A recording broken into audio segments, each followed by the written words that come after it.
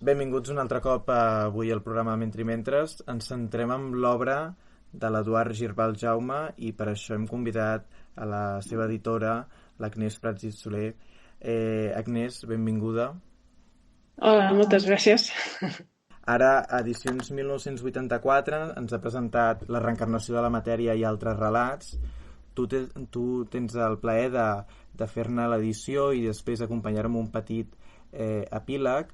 Primer de tot, com ha estat la tasca o com ha arribat fins aquí, si ens pots explicar una mica la història d'aquest volum que tenim en les mans. Sí, us explico una mica com la meva relació amb Girbal, perquè ve de bastants anys endarrere.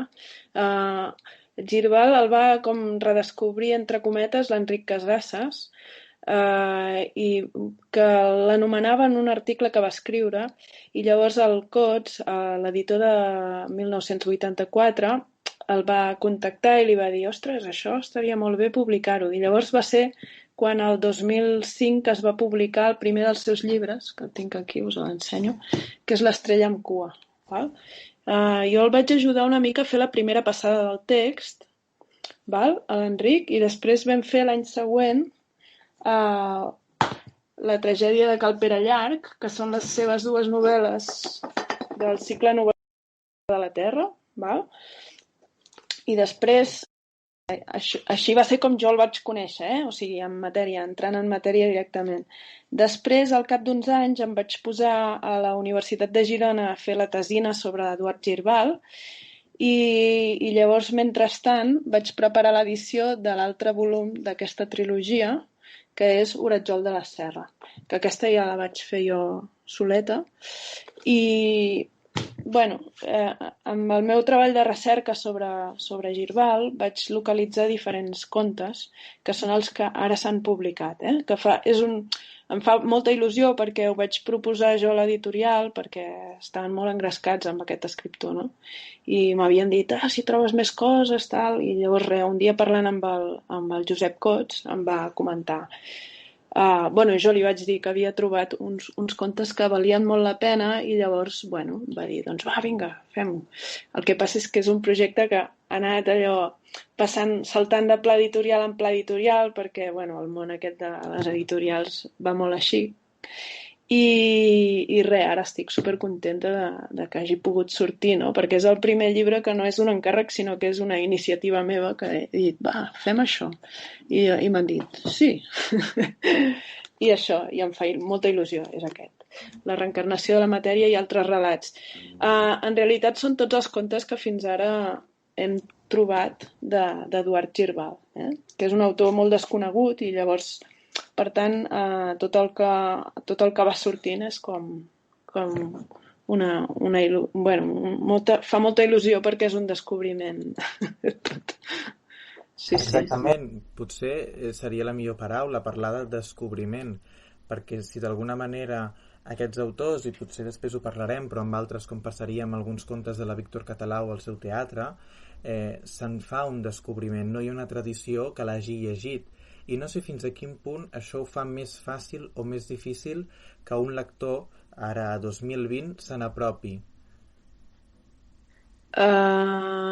Jo no ho sé, això.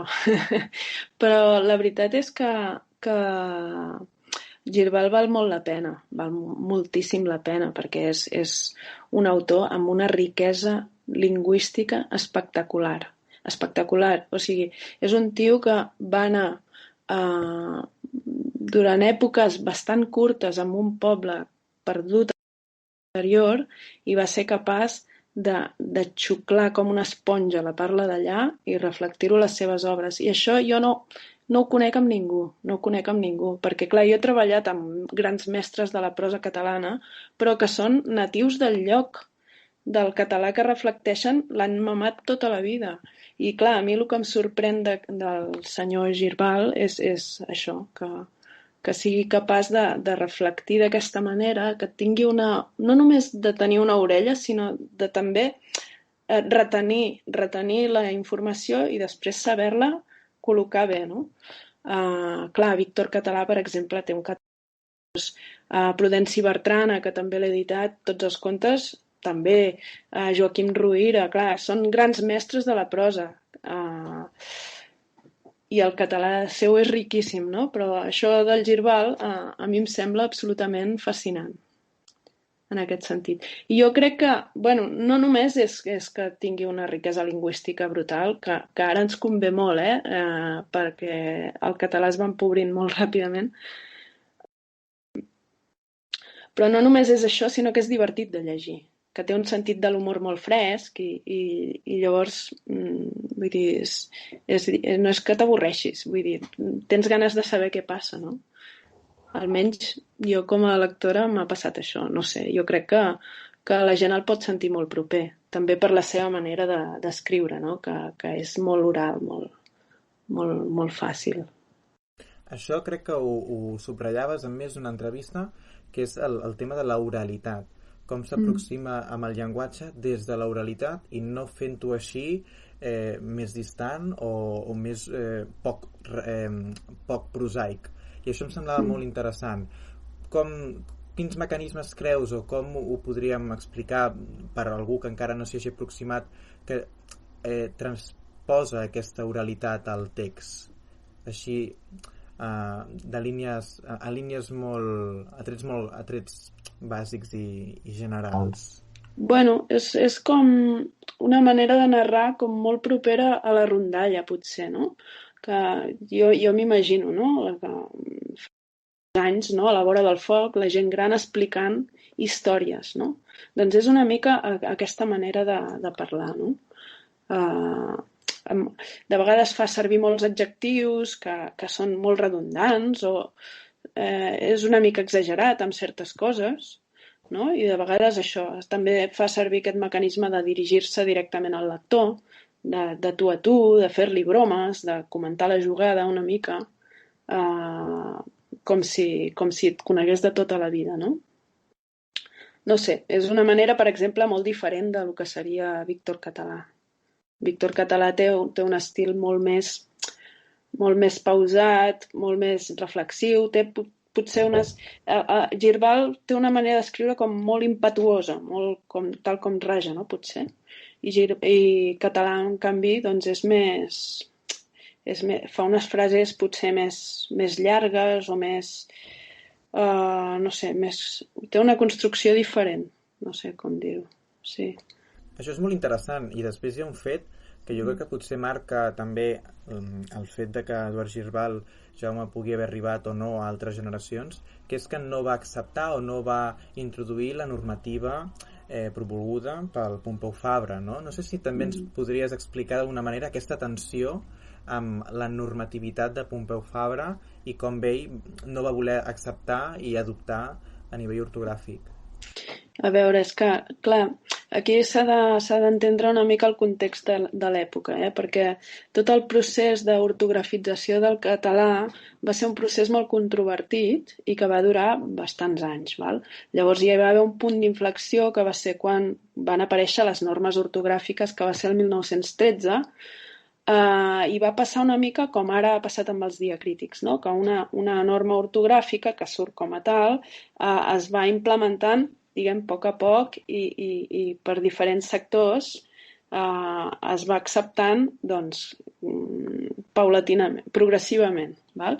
Llavors, el que havia passat amb això doncs, va ser que hi havia com dos bàndols, un era el de l'IEC, de l'Institut d'Estudis Catalans, i l'altre doncs, era l'Acadèmia de les Bones Lletres. No? I llavors, bueno, és que era una època que per una lletra de més o de menys es tiraven els plats pel cap. I, bueno, tenien discussions de tot i es deien de tot. Era una època que la premsa, bueno, era molt al·lucinant, I tota la premsa satírica era brutal, el que hi havia llavors. I, bueno, Girbal va ser dels que es van oposar seriosament amb això, i llavors ell, de fet, publicava, o sigui, es presentava als Jocs Florals a Barcelona, val? Perquè era un lloc en què després, si li donaven el premi, no? Publicaven el text amb l'ortografia que cadascú volia. O sigui, els que havien acceptat la nova normativa publicaven amb el criteri Fabrià i els que no, doncs, publicaven amb el seu propi criteri. I bueno, ell es va mantenir així. I llavors el que t'anava a dir és que al final dels seus dies ell encara escrivia amb el català aquest, amb aquesta ortografia. I això ho vaig veure perquè vaig trobar a l'arxiu aquest, en el fons borràs de la Biblioteca de Catalunya, hi ha alguns manuscrits dels anys 30, fins i tot alguna coseta dels anys 40 podia ser.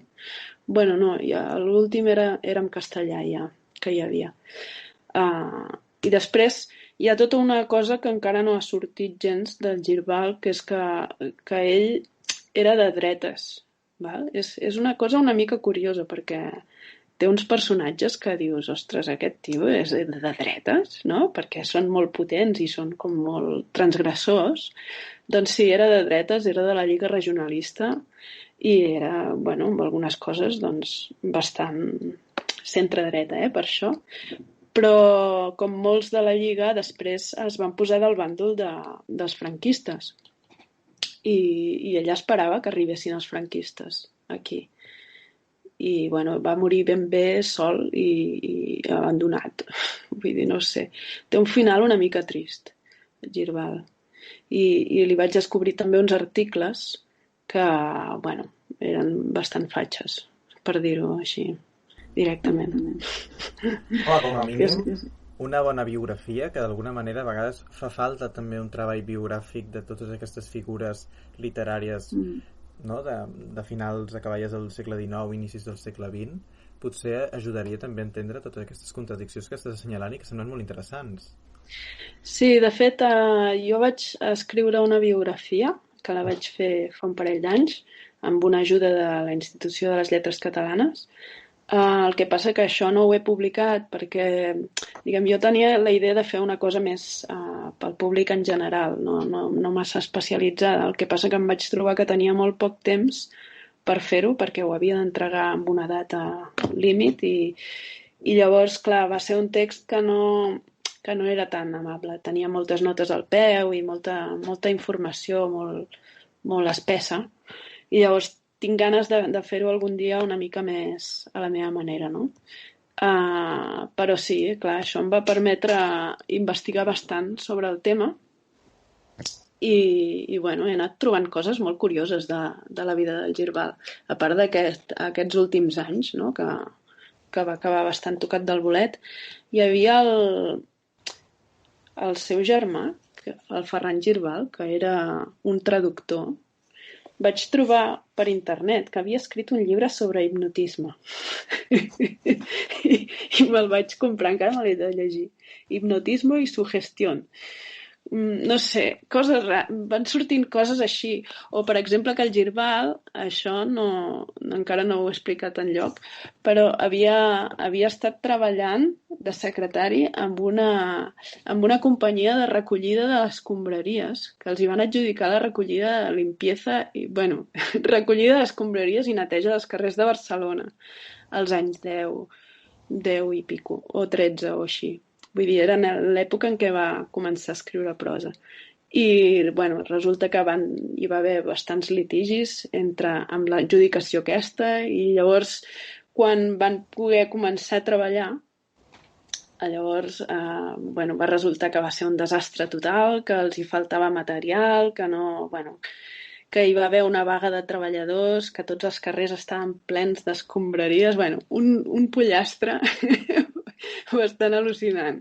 Vull dir que la biografia aquesta del Girbal, si algun dia la puc fer, serà divertida, perquè és que m'he anat trobant moltes curiositats, no? I el que passa que al mateix temps hi ha molts interrogants, hi ha moltes coses que no en tinc ni idea de com són, no? Això és molt interessant, això que dius. De fet, això potser em va passar quan estava llegint aquest últim llibre que ha escrit la Maldita Casa Coberta, de Víctor Català, l'escriptora emmascarada, que intentava subratllar alguns trets que se'n podien parlar de moderns o de modernistes. Jo et volia preguntar, perquè parles molt de ruralisme, però et volia preguntar si podríem considerar a Girbal com un escriptor modernista. Ai, és que a mi saps, això de les etiquetes em molesta bastant, em fa nosa, perquè Girbal per mi és Girbal i s'ha acabat, i Víctor Català és Víctor Català, no? El que passa que per nosaltres és pràctic posar-los dintre d'un calaix i tots ells van evolucionant també, no? Sí que és veritat que tenen tendències i que segueixen modes i hi ha modes... El que passa que, clar, Girbal quan escrivia prosa ja era bastant més endavant que el que es considera el modernisme, no? Perquè ja era la segona dècada i la tercera del segle XX. Bueno, i ell tenia una manera molt, molt pròpia. O sigui, parlo de ruralisme perquè està ambientat en un entorn rural, però això no vol dir res. Vull dir, després, en els relats aquí també veiem que n'hi ha que estan situats a Barcelona i pràcticament. El que té de curiós doncs, és que el món que descriu rural doncs és molt diferent del que ell vivia a la ciutat, no? I que per això li va xocar. Però, bueno, és una etiqueta com una altra. Vull dir, simplement, jo crec que bàsicament no llegien a Girbal perquè estaven acostumats a veure'l aparèixer a Jocs Florals amb poemes absolutament desfasats, potser en aquells moments, no? Parlant de la pàtria, parlant de Jaume I, parlant de coses històriques que llavors ja els hi relliscaven bastant, estaven per una altra història, no? I tot plegat, juntament amb la seva oposició als Jocs Florals, a la reforma ortogràfica, perdona, va fer que el veiessin, segons la meva opinió, i no sé, vés a saber, però que els entorns, diguem, que remenaven o que tallaven el bacallà, que el veiessin com un element discordant o com fora de lloc o com, no sé, que no encaixava ben bé amb la seva generació, perquè fixa't que Eugeni d'Ors amb Girbal em sembla que es portava un any només, vull dir que eren coetanis, vull dir, eren de la mateixa generació, i en canvi o amb Segarra no sé exactament quan es portaven, però Girbal era del 81. El que passa que ell estava molt... mirava endarrere, no? Mirava endarrere i els altres miraven endavant. I els altres feien com un salt i Girbal doncs intentava rescatar el que ell havia mamat de petit. De fet, ara que has citat a Segarra, primer, una de les primeres coses que vaig fer va ser per ubicar Girbal, és consultar les memòries de Segarra si hi apareixia, i sí, apareixia, com tu dius, citat com a guanyador d'algun d'aquests premis dels Jocs Florals, i citat en el sentit de dir quina mandra que guanyi aquest i no guanyi jo, deia això Segarra, i per tant d'alguna manera la distància realment era aquesta i era existent. Sí que és veritat però que les connexions a vegades són divertides, i per exemple que Segarra sí que llegís a la Víctor Català en tenim constància, i sí que seria un enllaç molt més clar, i a vegades no sobta perquè, com tu ara el que explicaves, se'ls hi fes distant a certes altres persones, fos només a vegades purament potser ideològic, i que per tant... Sí, una qüestió d'afinitat i de moda, de tendència, no? Però d'afinitat més que res. Clar, jo m'imagino que el veien com el raret. I llavors ja no tenien ganes de mirar què escrivia en prosa aquest. Potser d'alguna manera aquesta és una mica la llosa que pesa en aquesta tradició també tan invertebrada que tenim en aquest país, i que això ha impedit també que hagin pogut llegir les tradicions o la tradició i qui conforma aquesta tradició amb més, com a mínim, normalitat, puguem-ho dir així. No sé si hi ha algun altre autor, altra joia que ens puguis descobrir o que ens descobriràs, o que en aquest sentit tinguis ganes de descobrir o de treballar-hi. Ara mateix amb el Girbal ja he tingut prou feina. No, l'altre gran recuperat d'aquests temps és el Vall Mitjana, per exemple. Tot el que fa el Vall Mitjana amb els gitanos. Vull dir que ha sigut una altra gran joia descoberta després des d'ara, no? Víctor Català sí que ja es coneixia. S'ha anat coneixent. O sigui, no és que s'hagi deixat de conèixer, sí que els contes potser no han sigut tan llegits, faltava fer-ne l'edició, això sí, igual que Prudenci i Bertrana, però eren coneguts, eren més coneguts potser. Almenys entre els anys 50 i el 1000, no ho sé, i el 2000, no? per tirar més cap aquí. Doncs fins aquí arribem al final d'aquesta entrevista.